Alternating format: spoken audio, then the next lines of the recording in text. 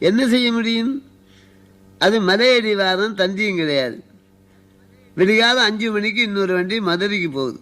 அந்த ட்ரெயினில் ஏறி 12 மணிக்கு திருச்சினாப்பள்ளியில் வந்து நான் பூஜை பண்ணாமல் தீர்த்தமும் சாப்பிட மாட்டேன்.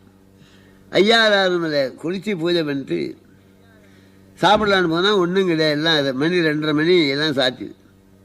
ஆண்டவனேன்னு வந்தால் ஒருத்தர் வந்து சுவாமி கொஞ்சம் ஆகாரம் பண்ணுறீங்களான்னு அவராக வழியை கேட்டார். ஆமான்னு உள்ளே எட்டுமே அற்புதமான சாப்பாடு போட்டார்.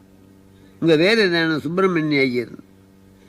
2 மணிக்கு வண்டி ஏறி 6:30 மணிக்கு மதுரைக்கு வந்து நான் தங்கியிருக்க இடமெல்லாம் தெப்ப குளமாகுது. ஒரு ஈச்சலில் படுத்துது.